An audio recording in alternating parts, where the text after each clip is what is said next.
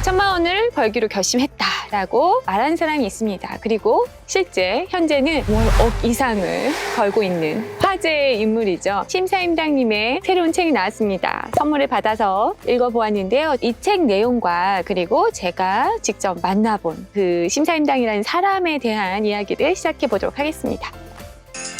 조사장 소피아의 리얼 부장.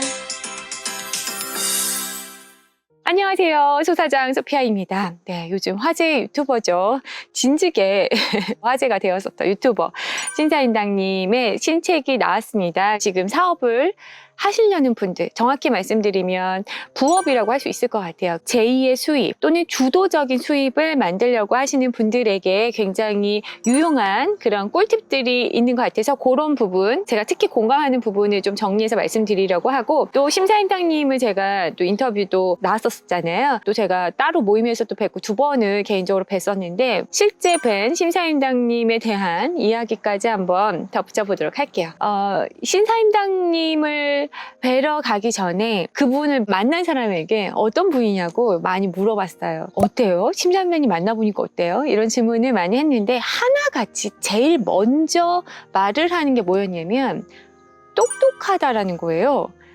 굉장히 똑똑해요. 그리고 굉장히 스마트해요. 이러는 거예요. 근데 저는 그 말도 굉장히 좀 이해가 안 갔어요. 왜냐하면 그런 약간 천재스러운 똑똑한 사람들도 많고 세상에 너무너무 똑똑한 사람들이 많은데 뭐가 있길래 그렇게 똑똑하다는 이야기를 제일 먼저 이야기를 하실까?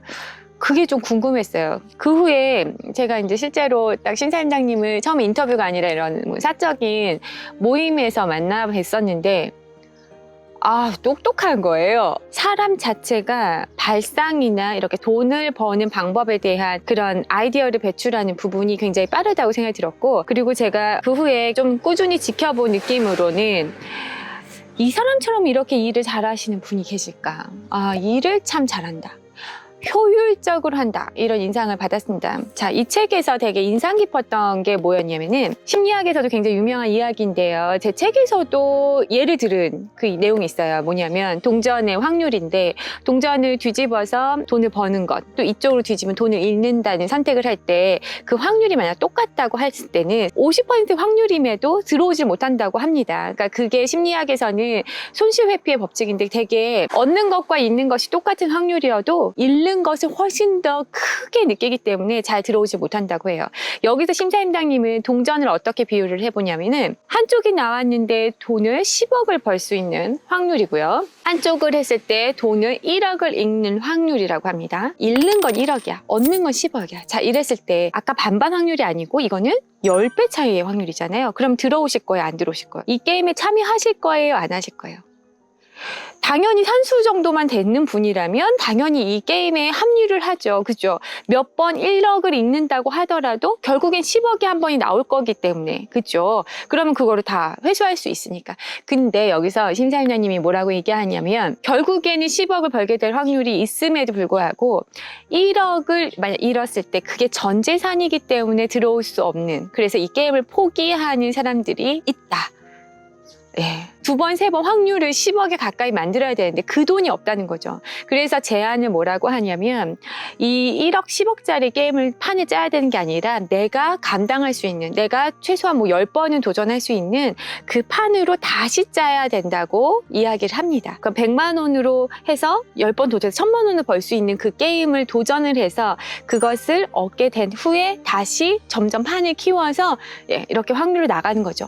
그리고 이 전략으로 스스로가 계속 시도를 했었고 성공을 했다라고 하는 부분에 굉장히 공감을 갔어요. 많은 사람들이 장사를 할 때, 회사를 만들 때, 사업을 시작을 할 때 그것과 자신을 동일시하는 경우가 많아요. 내가 어떤 사업을 하는데 되게 작은 구멍가게를 하는 거는 내가 너무 낮아 보여서 안 선택하고 시작도 뭔가 그럴싸하게, 특히 이런 선택을 누가 잘하냐면 퇴직을 하신, 은퇴하신 분들 마지막 퇴직금을 모아서 유명 프랜차이즈에 쫙 투자를 해서 한 40평 탁 해갖고 멋진 좀 있어 보이는 프랜차이즈를 시작을 하시는 경우가 많죠. 그랬을 경우에 경험도 없는 사람이 첫 번째 사업을 하는데 그렇게 크게 온 재산을 투자를 하면 실패를 한다면 다시 재기하기가 굉장히 어렵죠. 그런 선택을 하면 안 된다.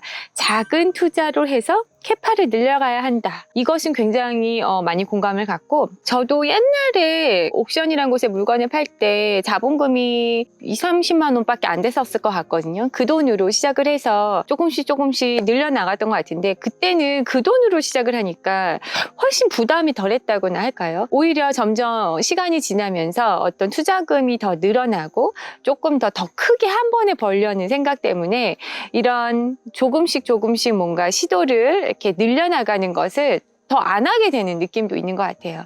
그래서 이런 심사인당님의 이 제안, 그것이 굉장히 좋다고 생각하고 유튜브도 저도 항상 말씀드리죠. 핸드폰으로 가장 적게, 가장 쉽게 시작을 하시는 게 좋다. 너무 애드센스를 기대하지 말고 시작을 하셔라. 그리고 그 후에 문제다.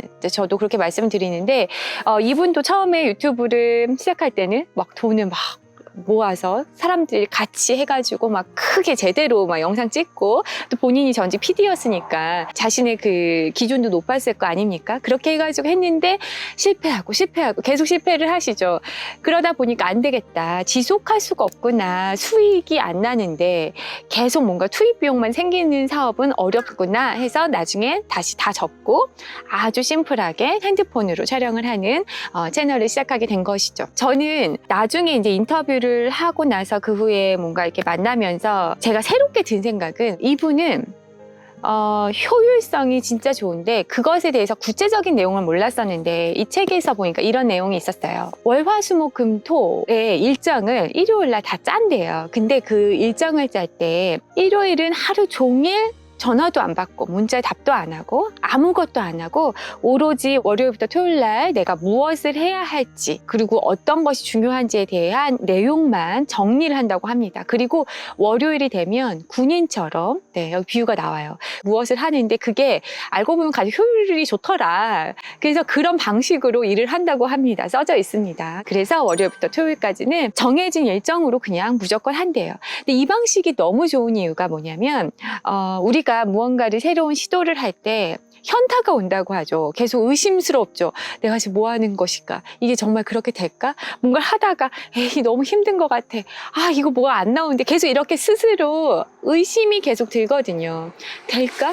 안 될까? 그러다가 또 어떨 때 너무 큰 확신이죠. 될 것 같아.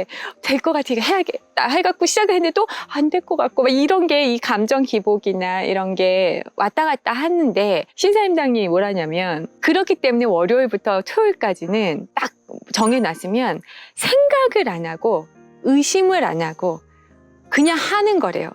그냥 해 나가는 거래요. 그리고 일요일날 다시 그 돌아보면서 또 피드백을 스스로 하고 반성도 하면서 다시 새로운 목표를 짜고 다시 다음 주를 준비한다고 합니다. 아, 이분의 효율성과 집중력이 그 일요일에 있었구나. 그리고 월요일부터 토요일까지 그 우선순위로 무조건 그냥 쫙 해버리는, 집중해서 해버리는 그것에 있었구나라는 생각을 했습니다. 굉장히 좋은 팁 아닌가요? 물론 지금의 심사임당님의 상황에서는 또 운도 좋았다고 생각을 해요. 하지만 그 운을 얻기 위해서 그 마지막 확률, 그 10억을 얻을 수 있는 동전 뒤집기에 성공을 하기 위해서 계속 작은 실패를 계속 시도했고 그래서 그 안에서 기회를 잡아 나간다. 그래서 점점 확률이 높아지고 점점 그 판이 커진다. 이 이야기는 굉장히 일리가 있는 이야기라고 생각이 듭니다. 자극받기에 굉장히 좋은 내용이실 것 같고요. 그리고 굉장히 솔직하게 적으셔서 심사임당님이 이런 상황이었구나, 그리고 이런 생각을 가졌구나 하면서 좀 더 깊이 이해를 할 수 있었던 그런 책이었습니다. 추천을 드리겠습니다. 여러분도 이번 주에는 한번 나를 위한 정말 급한 일 아니라 중요한 일은 무엇인지 한번 생각해보는 시간을 갖고 그리고 생각을 딱 해서 어떤 행동이 나왔다면 그 액션 플랜을 가지고는 이제 의심하지 말고 한번 쭉 해보는 거 어떨까요? 그렇게 하고 또 작은 시도를 계속 시작해 보시는 것.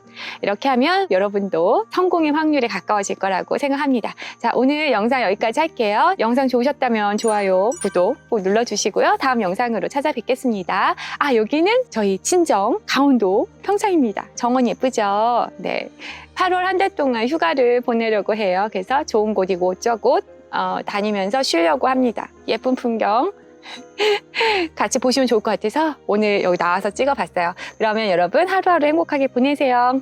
안녕!